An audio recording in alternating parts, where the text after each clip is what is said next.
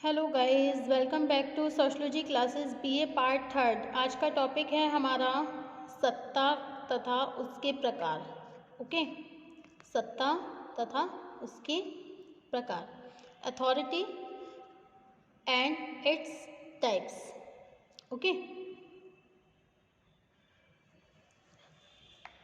Weber का विचार है कि विभिन्न समाजों और विभिन्न दशाओं में, ओके, वेबर का विचार क्या है? विभिन्न समाजों और विभिन्न दशाओं में जिन व्यक्तियों को सत्ता प्राप्त होती है वे एक दूसरे से विभिन्न आधारों पर अपने अधिकारों का उपयोग कर सकते हैं। इस आधार पर वेबर ने सत्ता के 3 मुख्य प्रकारों का उल्लेख किया है, जिन्हें वैधानिक सत्ता, परंपरागत सत्ता तथा चमत्कारी सत्ता कहा जाता है।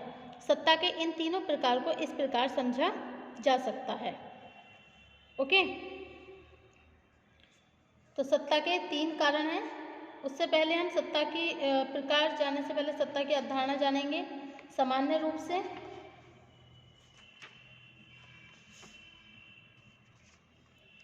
वेबर के अनुसार सामाजिक व्यवस्था को समझने के लिए इस प्रश्न पर विचार करना आवश्यक है कि वह कौन सी दशा है जो समाज में अधिकांश व्यक्तियों को अधिकारों से वंचित रखने के बाद भी उन्हें कुछ दूसरे लोगों की सत्ता से प्रभावित होकर काम करने को बाध्य करती है। मतलब दूसरे लोगों की सत्ता से प्रभावित होकर काम करने को बाध्य करती है दूसरे लोगों को।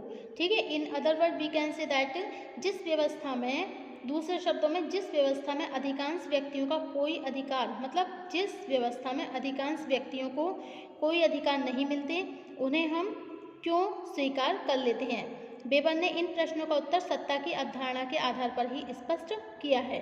उनके अनुसार सत्ता वह आधारभूत विशेषता है जो समाज में सभी लोगों को एकता के सूत्र में बांधती है तथा कानून के द्वारा कुछ लोगों को विशेष अधिकार देकर दूसरे लोगों को उनके निर्देशों के अनुसार कार्य करने को बाध्य करती है। ओके, इसे स्पष्ट करने के लिए वेबर ने एक और सत्ता की अवधारणा तथा इनके विभिन्न प्रकारों को स्पष्ट भी किया है। आरंभ में ये ध्यान रखना आवश्यक है कि वेबर के अनुसार सत्ता वह प्रमुख आधार है जो विभिन्न समूहों और उनके सदस्यों के बीच स्थापित होने वाले संबंधों की प्रकृति का निर्धारण करता है। मतलब वेबर के अनुसार क्या है? सत्ता क्या है? सत्ता एक प्रमुख आधार है। वह प्रमुख आधार है जो विभिन्न समूहों और उनके सदस्यों के बीच स्थापित होने वाले संबंधों की प्रकृति का निर्धारण करता है। इसका तात्पर्य है कि मानवीय व्यवहार केवल सामाजिक स्तरीकरण तथा सामाजिक संगठन की प्रकृति से ही प्रभावित नहीं होते, बल्कि सत्ता के माध्यम से राजनीतिक संगठन की प्रकृति भी एक बड़ी सीमा तक हमारे व्यवहारों को प्रभावित करती है। ओके, सत्ता की अवधारणा सामान्य धारणा के अनुसार उस व्यक्ति को सत्ता संपन्न व्यक्ति समझते हैं जिसकी समाज में एक उच्च परिस्थिति, मतलब स्टेटस होता है, दूसरे व्यक्तियों की तुलना में जिसकी शक्ति, पावर अधिक होती है। इसके विपरीत वेबर ने स्पष्ट किया है कि सत्ता की अवधारणा परिस्थिति तथा शक्ति की अवधारणा से भिन्न है। परिस्थिति का संबंध व्यक्ति को समाज में मिलने वाले एक ऐसे पद से है जिसके साथ एक विशेष सम्मान जुड़ा होता है। ओके, समाज में जो व्यक्ति सम्मानित अथवा प्रतिष्ठित होता है उसकी परिस्थिति ऊंची अवश्य होती है, लेकिन ऐसा व्यक्ति अपने अनुयायियों या दूसरे लोगों को विशेष व्यवहार करने के लिए बाध्य नहीं कर सकता।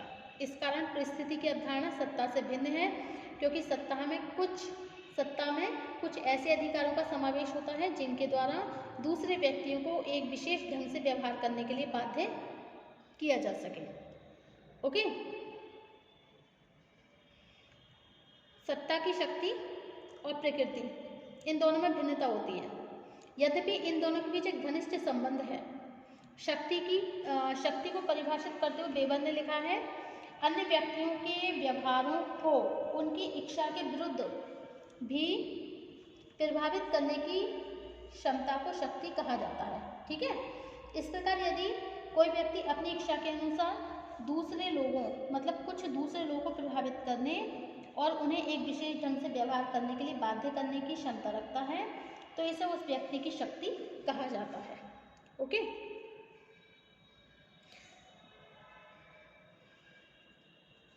वेबर ने शक्ति और सत्ता की भिन्नता को एक उदाहरण के द्वारा स्पष्ट किया है। उन्होंने लिखा है, एक बड़ा केंद्रीय बैंक अपनी सुदृढ़ आर्थिक स्थिति और साख के कारण उन व्यक्तियों को अपनी किन्हीं भी ऐसी शर्तों के अनुसार व्यवहार करने को बाध्य कर सकता है जो उससे ऋण लेना चाहते हैं। ऋण लेने वाले व्यक्ति भी बाजार में उस बैंक के एकाधिकार को देखते ही उसकी सभी शर्तों को मान लेते हैं। ग्राहकों पर बैंक द्वारा उपयोग में लाया जाने वाला यह प्रभाव उसकी शक्ति का उदाहरण है। यह एक ऐसी दशा है जिसमें स्वयं अपने हितों के कारण ग्राहक बैंक की शक्ति को स्वयं स्वीकार कर लेते हैं।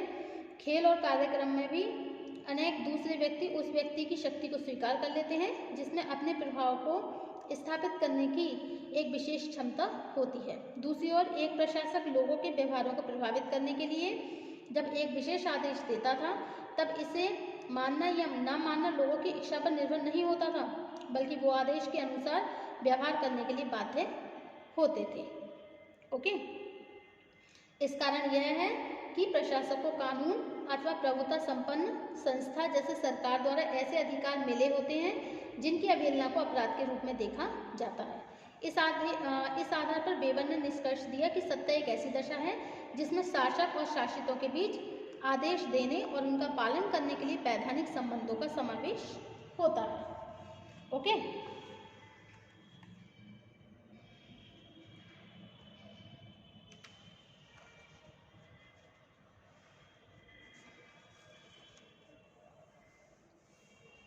सत्ता के प्रकार।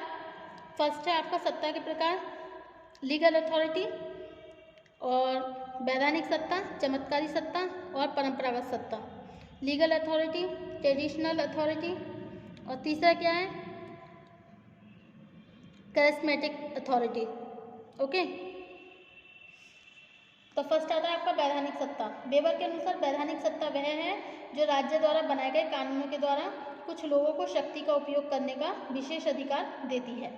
दूसरे शब्दों में कह सकते हैं कि जिन लोगों को कानून के द्वारा एक विशेष पद को धारण करने का अधिकार दिया जाता है उनकी सत्ता को हम वैधानिक सत्ता के नाम से संबोधित करते हैं।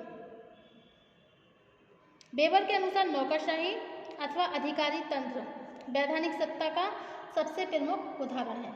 नौकरशाही व्यवस्था में जब किसी व्यक्ति को एक जिलाधीश अथवा न्यायाधीश के रूप में नियुक्त किया जाता है तो उसे कानून के द्वारा कुछ ऐसी शक्तियां और अधिकार दिए जाते हैं जिनके द्वारा वे एक निश्चित प्रणाली के अंतर्गत दूसरे लोगों को एक विशेष ढंग से व्यवहार करने के लिए बाध्य कर सकते हैं। समाज में जिन लोगों को वैधानिक सत्ता प्राप्त होती है उनका चुनाव एक विशेष कानूनी प्रक्रिया के द्वारा किया जाता है।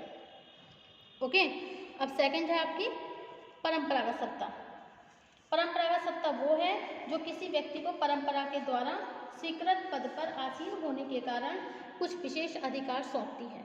इन अधिकारों का स्रोत राज्य के कानून न होकर समाज की कुछ परंपराएं होती हैं।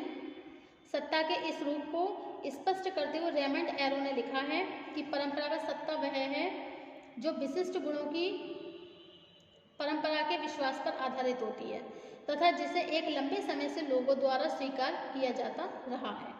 समाज में जिन लोगों को परंपरागत सत्ता प्राप्त होती है उन्हें कुछ विशेष गुणों से संपन्न माना जाता है। साधारणतया ऐसी सत्ता की प्रकृति पैतृक अथवा आनुवंशिक होती है। ओके, परंपरागत सत्ता की एक प्रमुख विशेषता यह भी है कि इसे धारण करने वाले व्यक्ति अथवा व्यक्तियों में कोई निर्णय लेने के विशेष अधिकार मिले होते हैं। ओके, कुछ विशेष अधिकार मिले होते हैं। इन निर्णयों का उल्लंघन करने वाले व्यक्ति को सामाजिक आधार पर कठोर दंड दिया जाता है। अगर ये इन नियमों का उल्लंघन करते हैं, उनके नियमों को नहीं मानते हैं तो उन्हें कठोर दंड भी दिया जाता है। ओके, यही कारण है कि परंपरागत सत्ता धारण करने वाले व्यक्ति के अधिकार तुलनात्मक रूप से अधिक निर्कुंश हो जाते हैं। जो व्यक्ति परंपरागत सत्ता के आदेशों के अनुसार कार्य करते हैं वे उसकी प्रजा की तरह ही होते हैं। लोगों का विश्वास है कि परंपरागत सत्ता पर अधिकार रखने वाले व्यक्ति में कुछ दैविक गुणों का समावेश होता है, अतः किसी भी दशा में उसकी आज्ञाओं का उल्लंघन करना नहीं चाहिए। साथ ही उन्हें यह डर होता है कि परंपरागत सत्ता के आदेशों की अवहेलना से उन्हें दंड भी मिल जाता है। कुछ समय पहले तक भारत के गाँव में पाई जाने वाली जाति पंचायतें सत्ता के इस रूप का उदाहरण होती थी। इन जाति पंचायतों के पास किसी तरह के वैधानिक अधिकार न होने से भी इनके फैसलों को पंच परमेश्वर के रूप में देखा जाता था। इस तरह जनजातियों में गोत्र के मुखिया की सत्ता तथा दासों पर उनके मालिकों की सत्ता परंपरागत सत्ता के उदाहरण हैं। ओके, और नेक्स्ट आता है आपका चमत्कारी सत्ता। वेबर के अनुसार चमत्कारी सत्ता का संबंध उस व्यक्ति की सत्ता से है जिसमें कुछ विशेष चमत्कारिक गुण होने के साथ जनसाधारण द्वारा उसके आदेशों को माना जाने लगता है। ऐसी सत्ता का स्रोत ना तो वैधानिक नियम होते हैं और न ही परंपरा है। इसका आधार एक चमत्कारी क्षमता है जिसके कारण व्यक्ति को स्वयं ही समाज में एक विशेष सत्ता प्राप्त हो जाती है।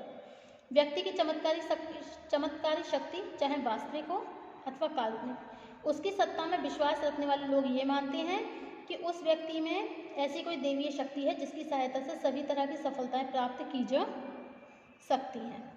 ओके, इस दृष्टिकोण में कोई भी पैगंबर, तांत्रिक, नायक, योद्धा, नेता जो अपने चमत्कारिक कार्यों के द्वारा लोगों को आदेश देने के वैधानिक शक्ति प्राप्त कर लेता है। ओके, मतलब अपने चमत्कारी कार्यों के द्वारा लोगों को आदेश देने की वैधानिक शक्ति प्राप्त कर लेता है, उसे चमत्कारी सत्ता कहते हैं। ओके,